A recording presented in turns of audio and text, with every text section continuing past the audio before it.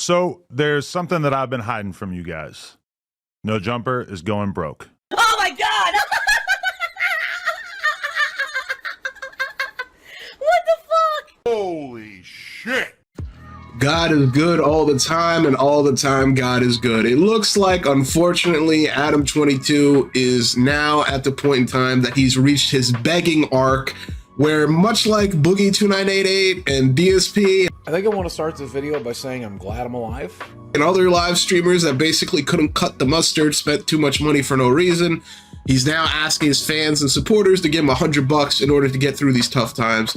Now, if you're not aware, No Jumper started off as an interview and podcast channel, but for some reason, Adam22 did this thing that some YouTubers do where they expand very largely. Sometimes it works. If you look at people like Sidemen and KSI, they expand it largely. They hire people, they have teams of people, but it kind of is justified and warranted because they have a large business and doing multiple things. But for No Jumper, it never really changed. It was always an interview podcast. Why do you need to have a gigantic building with millions of dollars worth of rent when you could just do it in your mom's basement and no one cares? The viewing audience won't know and nobody gives a damn. We expanded too much during COVID at just about the exact moment that our revenue streams all took a hit. We hired a whole bunch of editors and other employees, and we bought a huge office building that cost us almost $4 million, thinking that the growth that we were experiencing during the pandemic was going to continue. At the end of the day, only people are showing up is to hear your interviews, talk to these guests, and get information from that. Nobody cares if you're in a gigantic barstool business space. Now, basically, what Adam explains is that he, as a business person, overexpanded as well as retracted some things that viewers liked. For example, during Corona, he basically expanded his building, creating it, hiring a bunch of people for no reason, really. And then in the past 2 years, he's been very weird, and supposedly people say snake. Show you the entire chat. I didn't say that shit. I honestly think, at least for now, maybe we could come to the bottom of this at some point, but it's probably better that you just leave. All right, man. Thank you. Ladies and gentlemen, I did not expect this to be a narrative that was taking place today, but we got to hold ourselves to a higher standard. And yeah, I don't know, dude. I'm just super disappointed. Where employees have quit, employees have taken some of their fan base and taken it to other podcasts. And it seems like Adam22 has really lost so much.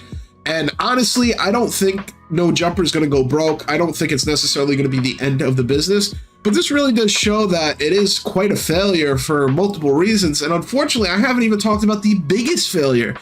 The biggest failure, No Jumper, is that Adam22 has multiple times taken his own perversions, fetishes, and freakiness and brought it to the show for no reason. What I mentioned earlier is that people show up for the interviews and the podcast. At the same time, Adam22, for no reason whatsoever, also includes his wife in derogatory adult scenarios. He includes himself on these podcasts where he says, oh, we used to do podcasts where these individuals from the adult entertainment industry would show up and we talk to them and they'd be topless. Yeah, okay, so what, dude? Like, no one cares. Like, nobody's going to sit there and go, wow, this is cutting edge. Someone is topless while talking about things that nobody cares about.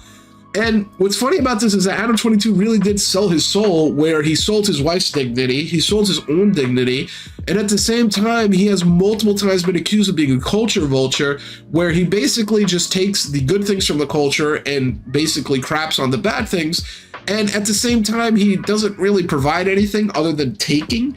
So in all reality, you not only have a failed business model, but you also have a failed reputation. At least Vlad TV has a bad reputation by most people, but a successful business, because at the end of the day, that brother didn't go out and buy a multi-million-dollar business space.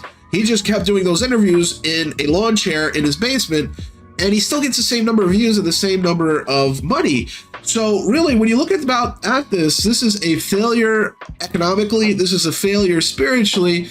And honestly, when it comes to character-wise, I would never want to be Adam22. No matter how many millions he has, no matter how many Bugattis he has, I would never want to be this clown where I literally have to sit there begging for money, hoping that he survives a lawsuit because one of his ex-employees is suing them for a lot of money, and essentially just being a bottom feeder where you couldn't cut it as a business person, and instead of basically doing what you're supposed to do, which is harsh decisions for the business, You go to your viewer base and say, hey guys, if you gave me $100 right now, this would be great. This would be amazing. Just like the AMC CEO basically issuing new stock and getting new money and bailing themselves out, Adam22 is going to his viewer base and trying to basically get free money for no work.